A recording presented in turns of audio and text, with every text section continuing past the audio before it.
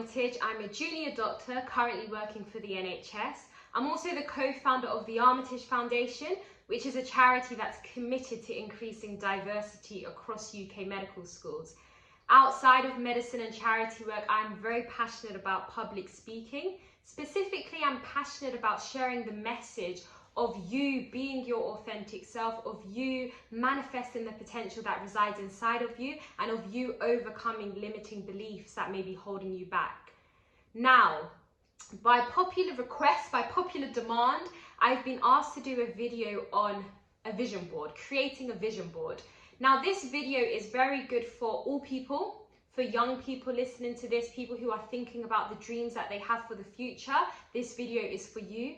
For organizations or for any individual at any stage of their life who has a dream or has a plan or has a goal for the future, which everybody should have in order for us to keep progressing and developing and growing, this video is for you. Usually when I'm explaining to people what exactly a vision board is, I like to use the example of businesses. All businesses will have a business plan. A business plan is basically like a strategic roadmap, an outline to how they are going to reach a goal that they have for the future. Most organizations will have a 5-year plan, some will have a 10-year plan, some will have a 50-year plan. Can you imagine that? Creating a roadmap and a plan for how you're going to progress over the next 50 years. Some people do this, okay? And a vision board is similar to this. It's a visual representation of the goals and the dreams that you have for the future. So if you take the business plan as an example, if a business has a plan that they want to sell, I don't know, they want to sell 5,000 cars by the end of 2024, they start developing a strategy for how exactly they're going to do this, how finances that they'll need for this, the team that they'll need for this, the various resources that they'll need for this, etc. And they'll plan accordingly to make that happen. And a vision board would be a visual representation of that. So it'd be a picture of those cars. It would be a picture of the team. It would be a picture of the raw materials and the various resources that that organization would need. So using yourself as an example to personalize this, because we're talking about personal vision boards here, if you have a goal that, let me use myself as an example to make this make sense. And I'll also show you a picture that will come up on the screen. In fact, let me allow the picture to come up on the screen now. So this is an example of a vision board. This is what my vision board would have looked like as a 15-year-old girl. I had a vision that I wanted to become a doctor. So I would have a picture of something that represents that vision. And as you can see on the screen, there's a picture of a doctor.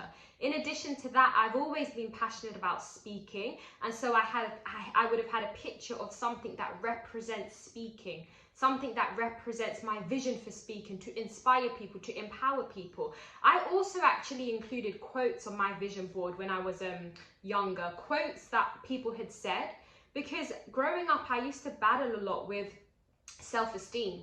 And this was because I was coming from a very non-traditional background, a background where it was not common for young people to go on to become doctors or to manifest the kind of dreams that I had in my heart. And so I would write down positive words that people had said so that I could keep that in my mind. Because as a young person who was impressionable, when somebody who was in a position of authority or in a position that I respected, when they would say something like, Leanne, I know you can be a doctor, and I'm not just saying that, or Leanne, you would make an exceptional doctor, or Leanne, you're an amazing speaker, those words really gave life to me.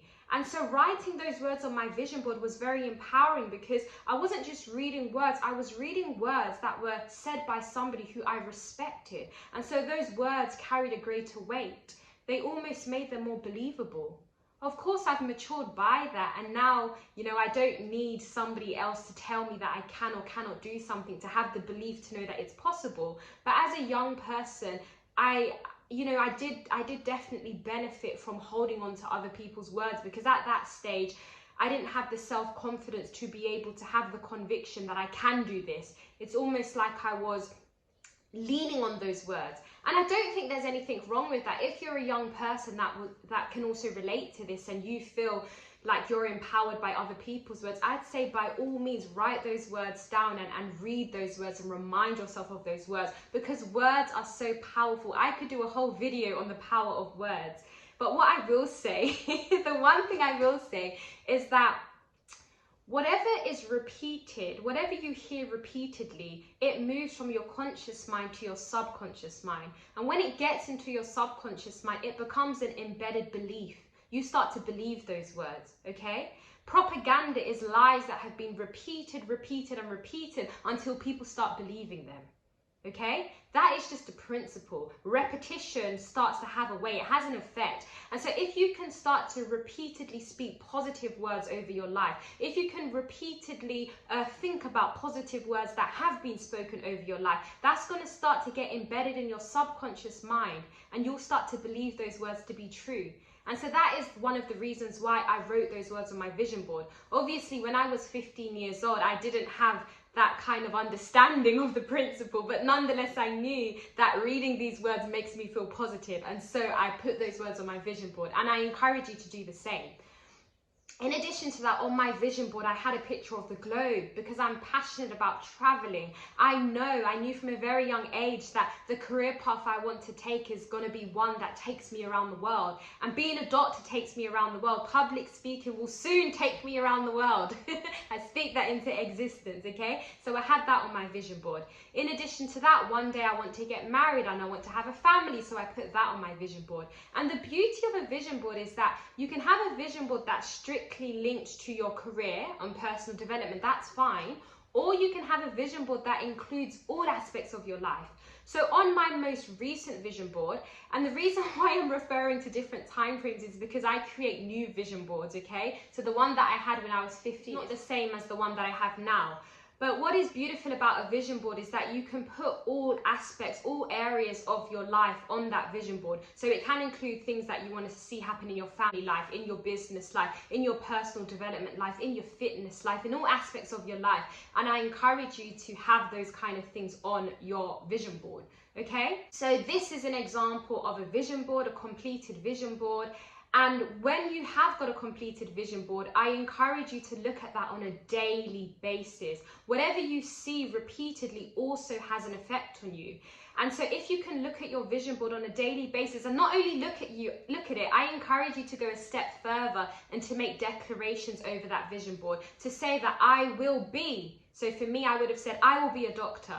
I will travel the world. I will speak on various stages on a global and an international platform. I will be physically fit. I will eat healthy. I will be joyful. When you make these declarations, it does something, okay? Try it. I'm not going to go into the science of making declarations, but I encourage you to try it, okay? But even if you don't want to make the declarations, I do encourage you to have a vision board and to look at it on a daily basis. Because when you're feeling low, when you're feeling discouraged, when you're feeling like you cannot go on, when you're feeling like, oh my God, I'm getting tired of this journey, I'm sowing and sowing, but I don't feel like I'm reaping any fruit, looking at your vision board allows you to step out of that situation and to look at the bigger picture. It inspires you. It reminds you of why you're doing what you're doing, okay? And the reality is we all need to be inspired and uplifted, because as humans, we will have days when we don't feel inspired. We will have days when we feel tired. We will have days when we feel discouraged. We will have days when we question our purpose, when we question our dreams, when we ask ourselves, why am I doing, why am I being so consistent, but I'm not seeing anything happening? And you may have times when you feel like quitting. But it's important that you don't. It's important that you stay consistent. And having a vision board, a visual representation of your dreams for the future, is one of those tools that can help you to stay consistent, to stay motivated, and to achieve your dreams for the future. So whether you're a school student listening to this, whether you are the CEO of a business, whether you are a leader in, whatever profession or speciality you may be in, I encourage you to have a personal vision board for the dreams that you have for the future, and to look at it on a daily basis, and then to also have a strategic plan which aligns with your vision board, so that you can start taking the steps necessary to make that vision become a reality. Thank you so much for listening to this video. If you enjoyed what you heard, please do like, subscribe, and do follow me on Instagram. On YouTube, I also upload a weekly Wednesday video called Overcoming the Wednesday Hump, and these videos are designed to uplift you, to help you to overcome that Wednesday feeling when you're halfway through the middle of the week and your motivation levels are starting to dip and you're asking yourself, how am I going to get through the rest of this week? So if that sounds like something you could benefit from, definitely go and check out the playlist that I have, which includes many videos already from this series. Thank you so much for listening. See you next time.